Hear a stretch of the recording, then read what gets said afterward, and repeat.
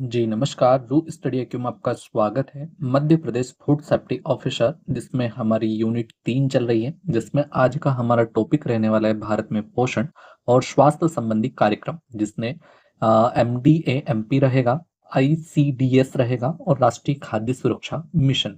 जिसमें पहला हम देखते हैं मिड डे मील योजना, मिड डे मील कार्यक्रम। यह दुनिया का अपनी तरह का सबसे बड़ा स्कूल पोषण कार्यक्रम है, जो कक्षा 1 से 8 तक के सरकारी स्कूलों में नामांकित छात्रों को कवर करता है। इस योजना का मुख्य उद्देश्य स्कूलों में नामांकन को बढ़ाना है। नोडल मंत्रालय की बात करें तो शिक्षा मंत्रालय होता है। पृष्ठभूमि: इस कार्यक्रम की शुरुआत पहली बार 1925 में मद्रास नगर निगम में वंचित बच्चों के लिए की गई थी। केंद्र सरकार ने इसे 1995 में कक्षा 1 से लगाकर 5 तक के बच्चों के लिए एक प्रायोगिक रूप से केंद्र प्रायोजित योजना के रूप में लॉन्च किया। अक्टूबर 2007 तक इस योजना को कक्षा 8 तक विस्तारित कर दिया गया है। कवरेज का स्तर जान लीजिए। यह योजना 6 से 14 वर्ष की आयु के 11.80 करोड़ बच्चों को कवर करती है। कानूनी अधिकार की बात करें तो यह केवल एक योजना नहीं है, बल्कि राष्ट्रीय खाद्य सुरक्षा अधिनियम NFSA 2013 के तहत प्राथमिक और उच्च प्राथमिक कक्षाओं में पढ़ने वाले सभी बच्चों का कानूनी अधिकार है। इस अधिकार को सुप्रीम कोर्ट के फैसले यानी कि People's Union of Civil Liberties अस Union of India and order 2001 में पुष्टि भी की गई थी। संघीय ढांचा: योजना के तहत प्राथमिक कक्षा के लिए 4.97 प्रति बच्चा प्रतिदिन और उच्च प्राथमिक कक्षा के लिए 7.45 प्रति बच्चा प्रतिदिन का आवंटन किया जाता है। इस राशि को राज्यों और केंद्र शासित प्रदेशों के साथ साथ 60.40 के अनुपात में साझा किया जाता है। पूर्वोत्तर राज्य जम्मू कश्मीर, हिमाचल प्रदेश, उत्तराखंड के लिए यह अनुपात 90.10 यानी कि 90:10 है। विधानसभा रहित केंद्र शासित प्रदेशों में केंद्र सरकार 100% लागत वहन करती है। खाद्य सुरक्षा: यदि किसी भी दिन मिड डे मील उपलब्ध नहीं कराया जाता है तो राज्य सरकार को अगले महीने की 15 तारीख तक खाद्य सुरक्षा भत्ता देना अनिवार्य है। वर्तमान स्थिति की बात करें तो इस योजना को 2021 में पीएम पोषण शक्ति निर्माण यानी कि पीएम पोषण के रूप में पुनः नामित किया गया। पीएम पोषण योजना सितंबर 2021 में मिड डे मील योजना का नाम बदलकर प्रधानमंत्री पोषण योजना कर दिया गया। योजना में किए गए प्रमुख बदलाव: इस योजना का विस्तार सरकारी एवं सरकारी सहायता प्राप्त प्राथमिक विद्यालयों में अध्ययनरत प्री प्राइमरी बाल वाटिका के छात्रों तक किया गया है। तिथि भोज की अवधारणा को बड़े पैमाने पर प्रोत्साहित किया जाएगा। यह एक सामुदायिक भागीदारी कार्यक्रम है, जिसमें लोग विशेष अवसरों, त्योहारों पर बच्चों को विशेष भोजन प्रदान करते हैं। स्कूल पोषण उद्यानों की बात कर लेते हैं तो स्कूल पोषण उद्यानों को बढ़ावा दिया जा रहा है ताकि बच्चों को प्रकृति और बागवानी का प्रत्यक्ष अनुभव मिल सके। इन उद्यानों से प्राप्त फसल का उपयोग अतिरिक्त सूक्ष्म पोषक तत्व प्रदान करने के लिए किया जाएगा। योजना का सामाजिक अंकेक्षण सभी जिलों में अनिवार्य किया गया है। किसान उत्पादक संगठन एवं महिला स्वयं सहायता समूह की भागीदारी को बढ़ावा दिया जाएगा। स्थानीय रूप से उगाए गए पारंपरिक खाद्य पदार्थों के उपयोग को बढ़ावा दिया जाएगा, जिससे स्थानीय आर्थिक विकास को गति मिलेगी। प्रतिष्ठित विश्वविद्यालयों और संस्थानों के छात्रों को निगरानी और निरीक्षण के लिए फील्ड विजिट की सुविधा दी जाएगी। एकीकृत बाल विकास सेवा योजना की बात करें तो ICDS योजना बच्चों के लिए पूरक पोषण, टीकाकरण और प्री स्कूल शिक्षा प्रदान करने वाली सरकार की प्रमुख योजना है। 1975 में इसे शुरू की गई थी। यह दुनिया की सबसे बड़ी योजनाओं में से एक है। कौन? एकीकृत बाल विकास सेवा योजना, जो बच्चों के समग्र विकास के लिए एकीकृत सेवाओं का पैकेज प्रदान करती है। उद्देश्य की बात करें तो पूरक पोषण होता है, टीकाकरण और प्री स्कूल शिक्षा प्रदान करना।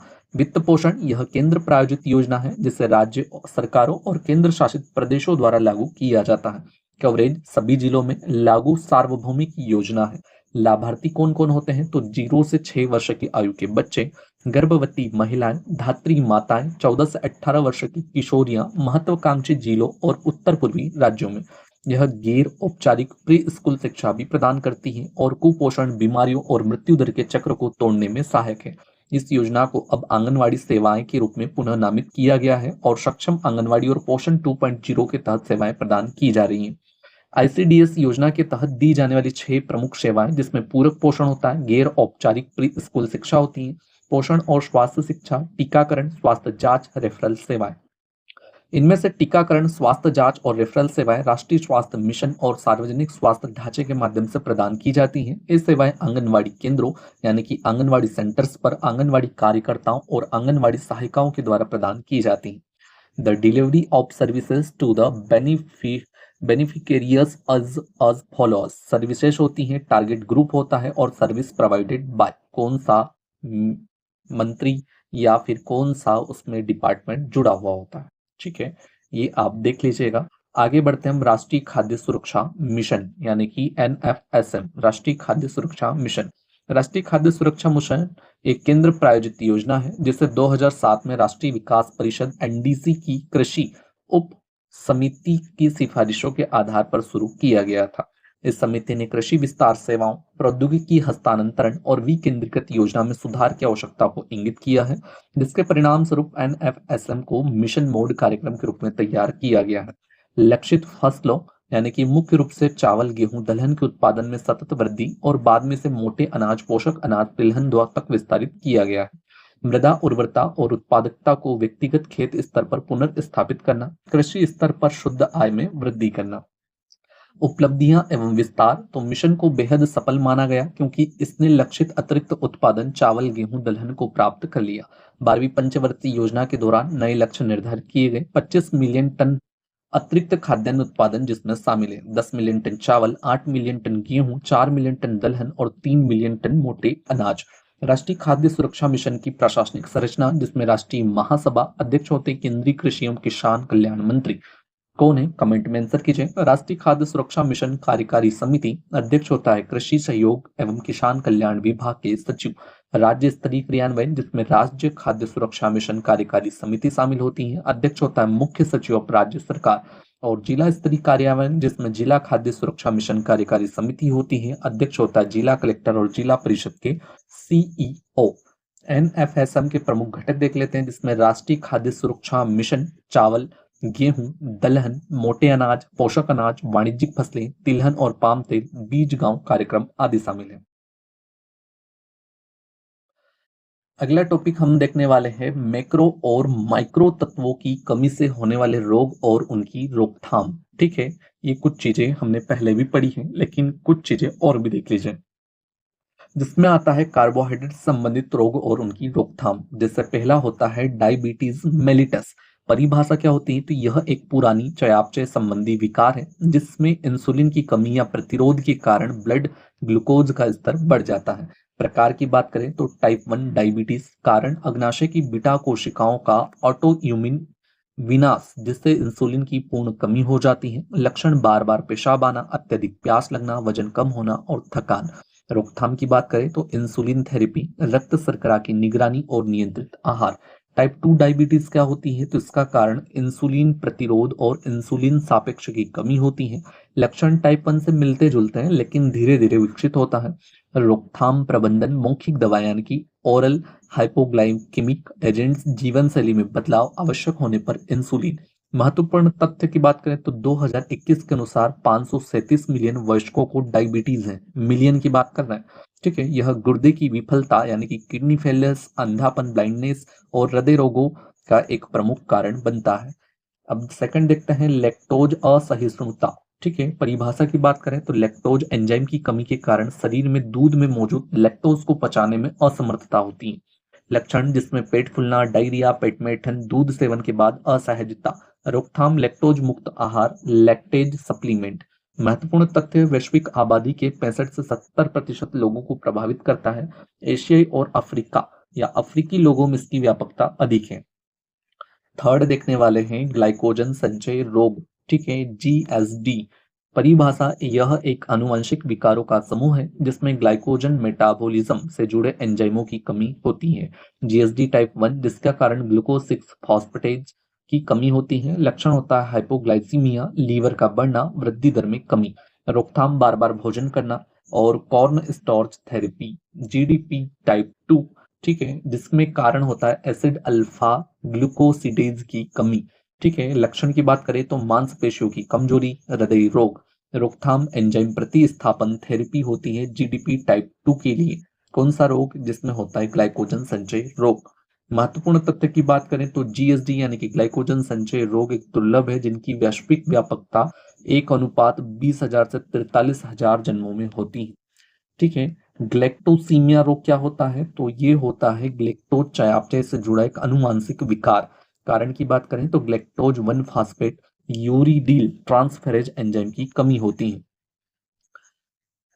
हम बात कर लेते हैं लक्षण। पीलिया, उल्टी, यकृत क्षति यानी कि लीवर डैमेज, बौद्धिक अक्षमता। रोकथाम प्रबंधन जीवन भर ग्लेक्टोज मुक्त आहार। ठीक है, जीवन भर ग्लेक्टोज मुक्त आहार, समझ गए। हर 30,000 से 60,000 नवजात शिशुओं में से एक को प्रभावित करता है। अगला रोग देखिए, हेरिडिटरी फ्रुक्टोज इंटॉलरेंस, HFI। ठीक है, हेरिडिटरी फ्रुक्टोज इंटॉलरेंस परिभाषा फ्रक्टोज को मेटाबोलाइज करने में असमर्थता। कारण होता है एल्डोलेज बी एंजाइम की कमी। लक्षण होता है हाइपोग्लाइसीमिया, पेट दर्द, उल्टी, लीवर क्षति। रोकथाम प्रबंधन फ्रक्टोज और सुक्रोज मुक्त आहार होता है। प्रत्येक 20,000 से 30,000 व्यक्तियों में से एक को प्रभावित करता है। मेटाबॉलिक सिंड्रोम की बात करें तो एक क्लस्टर या समूह जिसमें इंसुलिन प्रतिरोध, मोटापा, उच्च रक्तचाप यानी कि हाई ब्लड प्रेशर और हृदय रोगों को खतरा शामिल होता है। लक्षण की बात करें तो उच्च रक्तचाप यानी कि हाई ब्लड शुगर और हाई ब्लड प्रेशर, पेट आसपास मोटापा। रोकथाम की बात करें तो स्वस्थ जीवन शैली, वजन नियंत्रण, दवाएं। महत्वपूर्ण तथ्य 25 से 30% वयस्क की समस्या से प्रभावित हैं। डेंटल कैरीज यानी कि दांतों में सड़न। परिभाषा की बात करें तो बैक्टीरिया द्वारा कार्बोहाइड्रेट की किण्वन से उत्पन्न एसिड के कारण दांतों की इनिमल का नष्ट होना। कारण अत्यधिक मीठे खाद्य पदार्थों का सेवन, खराब मौखिक स्वच्छता। लक्षण दांत में केविटी, संवेदनशीलता। रोकथाम की बात करें तो चीनी का सेवन कम करना, फ्लोराइड उपचार, डेंटल फिलिंग और नियमित चेकअप। महत्वपूर्ण तथ्य विश्व स्तर पर सबसे आम पुरानी बीमारियों में से एक है। अब हम बात करते हैं प्रोटीन संबंधित बीमारियां। वो कार्बोहाइड्रेट थी, ये प्रोटीन है। तो सबसे पहला आता है प्रोटीन ऊर्जा कुपोषण, PEM, जिसमें आता है कवासियोरकर। एक अफ्रीकी शब्द है कवासियोरकर, जिसका अर्थ है विस्थापित बच्चे की बीमारी जो पर्याप्त पोषण से वंचित होता है। यह आमतौर पर 1 से 3 वर्ष के बच्चों में देखा जाता है जब वे पूरी तरह से स्तनपान छोड़ देते हैं। इसमें प्रोटीन की कमी होती है लेकिन कैलोरी पर्याप्त मात्रा में होती है। मैरोस्मस की बात करें तो यह 2 वर्ष से कम उम्र के बच्चों में अधिक पाया जाता है। इसमें प्रोटीन और कैलोरी दोनों गंभीर कमी होती है। ठीक है। लक्षण की बात करेंगे तो कवासियोरकर सूजन यानी कि एडेमा, फूला हुआ पेट, त्वचा पर घाव आदि हो सकते हैं। मेरास्मस में गंभीर वजन घटाव, मांसपेशियों की हानि, वृद्धि, रुकावट। तथ्य की बात करें तो वैश्विक स्तर पर 5 वर्ष से कम उम्र के 149 मिलियन बच्चे इससे प्रभावित हैं 2020 तक। यह खाद्य असुरक्षा वाले विकासशील देशों में अधिक आम है। अगला देख लेते हैं फेनिल केटोनूरिया, PKU। कारण होता है जीन में उत्परिवर्तन यानी कि म्यूटेशन, जिससे फेनियल एलानीन हाइड्रोक्सिलेज एंजाइम की कमी हो जाती है। लक्षण की बात करें तो मानसिक मंदता, दोहरी व्यवहार संबंधी समस्याएं। प्रबंधन जीवन भर कम फेनियल एलानीन आहार। तथ्य प्रसार प्रति 10,000 से 15,000 जन्मों में मामला दिखाई पड़ता है। अब हम बात करते हैं सिलियक रोग। कारण होता है गेहूं जो राई में पाए जाने वाले ग्लूटेन प्रोटीन के प्रति ऑटोइम्यून प्रतिक्रिया। लक्षण दस्त, पेट फूलना, वजन घटाव, पोषक तत्वों की कमी। ठीक है। प्रबंधन देख लेते हैं। पूरी तरह से ग्लूटेन मुक्त आहार रहता है। तथ्य वैश्विक जनसंख्या के लगभग 1% लोग इससे प्रभावित होते हैं। अब हम बात करते हैं एमाइलाइडोसिस। कारण उत्कोष असामान्य एमाइलाइड प्रोटीन का जमाव। लक्षण हृदय, गुर्दे, यकृत को क्षति, थकान, सूजन। दुर्लभ बीमारी, अनुमानित प्रसार 10 लाख में 5 से 13 लाख मामले। Sickle cell anaemia, haemoglobin gene में उत्परिवर्तन जिससे असामान्य हीमोग्लोबिन बनता है। लक्षण एनीमिया, तेज दर्द, अंग क्षति। विश्व स्तर पर हर साल 3 लाख नवजात इससे प्रभावित होते हैं। यह अफ्रीकी वंशजों में सबसे आम है। Cystic fibrosis. कारण होता है CFTR जीन में उत्परिवर्तन जिससे क्लोराइड आयन परिवहन प्रभावित करते हैं। फेफड़ों में संक्रमण, पाचन समस्याएं, कमजोर वृद्धि। प्रसार प्रत्येक 25,000 से 35,000 जन्मों में मामला होता है श्वेत जातीय समूह में अधिक। अल्जाइमर रोग की बात करें तो कारण होता है मस्तिष्क में एमाइलाइड बीटा प्लाक और टाउ प्रोटीन के जमाव। लक्षण स्मृति हानि, संज्ञानात्मक क्षमताओं में गिरावट, व्यवहार में बदलाव। वैश्विक स्तर पर 5 करोड़ लोग प्रभावित हैं 2020। यह डिमेंशिया यानी कि मनोभ्रंश का प्रमुख कारण है। अब बात करते हैं वसा फैट संबंधित बीमारियां, जिसमें होता है हाइपर लिपिडेमिया। ठीक है। परिभाषा की बात करें तो रक्त में लिपिड यानी कि कोलेस्ट्रॉल, ट्राइग्लिसराइड का उच्च स्तर। प्रकार बात करते हैं तो हाइपर कोलेस्ट्रेलेमिया यानी कि एलडीएल खराब का उच्च स्तर। हाइपर ट्राइग्लिसरीडीमिया यानी कि ट्राइग्लिसराइड का उच्च स्तर। कारण अनुवांशिकता, अस्वस्थ आहार, मोटापा, शारीरिक निष्क्रियता। लक्षण की बात करें तो अक्सर कोई लक्षण नहीं होते, ब्लड टेस्ट से पता चलता है। तथ्य वैश्विक स्तर पर 40% वयस्क इससे प्रभावित हैं। यह हृदय रोग और स्ट्रोक का प्रमुख जोखिम कारक है।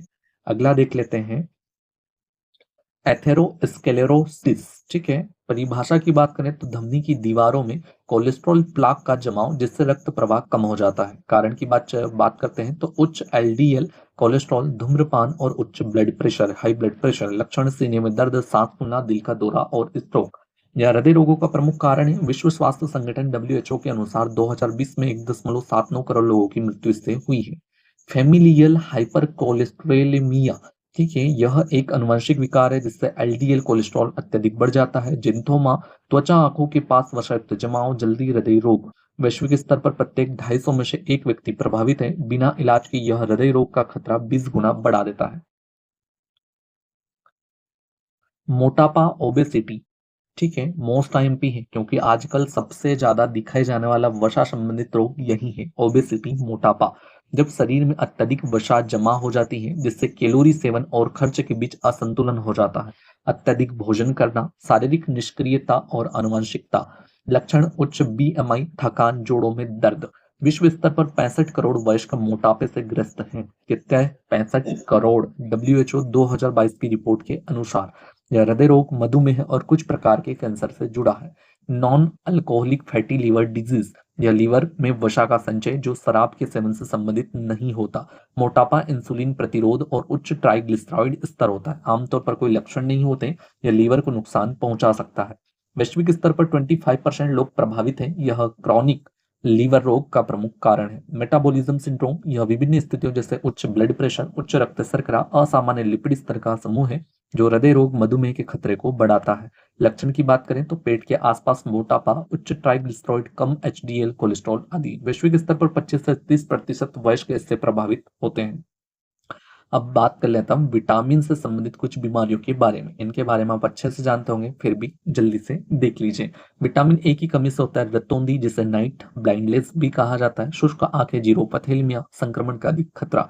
वैश्विक स्तर पर 14 करोड़ बच्चे प्रभावित हैं। यह बच्चों में रोके जाने योग्य अंधेपन का प्रमुख कारण है। विटामिन डी की कमी, कमजोर हड्डियां, रिकेट्स बच्चों में, ऑस्टियोमलेशिया वयस्कों में, ठीक है, यानी कि बच्चों में रिकेट्स होता है और बड़ों में क्या होता है तो ऑस्टियोमलेशिया। मांसपेशियों की कमजोरी होती है, 100 करोड़ लोग इससे प्रभावित हैं। यह ऑस्टियोपोरोसिस और फ्रैक्चर के जोखिम से जुड़ा है। विटामिन बी 1 यानी कि थाइमिन, थाइमिन की कमी से कौन सा होता है बेरी बेरी, जिसमें थकान, स्नायु क्षति, हृदय विफलता। बेरी बेरी हृदय प्रणाली को प्रभावित करता है। ड्राई बेरी बेरी तंत्रिका तंत्र को प्रभावित करता है। तथ्य की बात करें तो यह उन क्षेत्रों में अधिक आम है जहां मुख्य आहार पॉलिश्ड चावल खाया जाता है। विटामिन बी 3 यानी कि नियासिन की कमी, पेलाग्रा, त्वचा पर चकत्ते बन जाते हैं, डर्मिटाइटिस, दस्त, डायरिया, मानसिक भ्रम, डिमेंशिया, ठीक है, 3DS यानी कि डर्मेटाइटिस, डायरिया और डिमेंशिया नामक रोग नियासिन की कमी से होता है, 3D रोग। तथ्य की बात करें तो विकसित देशों में दुर्लभ लेकिन मकई आधारित आहार वाले क्षेत्रों में पाया जाता है।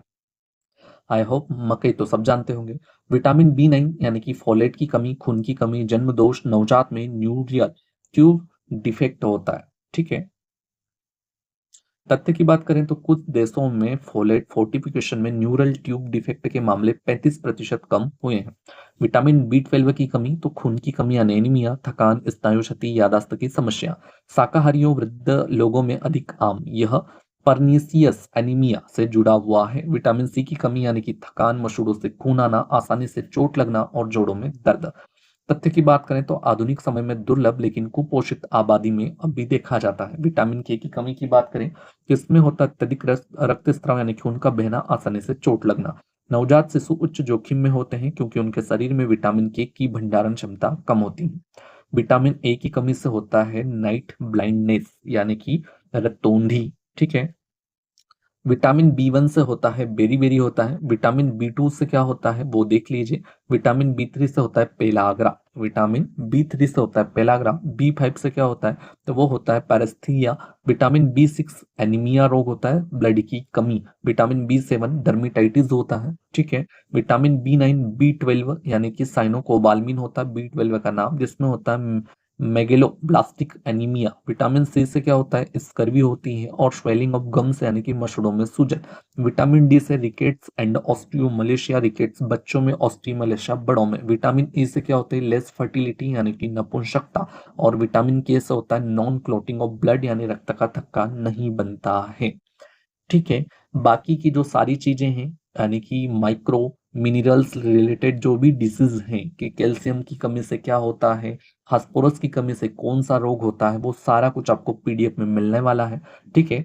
टेलीग्राम ग्रुप पर जाकर आप टेलीग्राम ग्रुप से जुड़िए, वहां से पीडीएफ डाउनलोड कीजिए और कंप्लीट नोट्स के साथ पढ़िए, ठीक है। मिलते हैं हम अगली यूनिट 4 जिसमें महा मैराथन रहने वाली है। एक ही वीडियो लेक्चर में आपका यूनिट 4 कंप्लीट कवर कर दिया जाएगा, ठीक है। मिलते हैं अगले वीडियो में, तब तक के लिए जय हिंद जय भारत। वीडियो को लाइक कीजिए, चैनल को सब्सक्राइब कीजिए ताकि आने वाले वीडियो का नोटिफिकेशन सबसे पहले प्राप्त हो सके।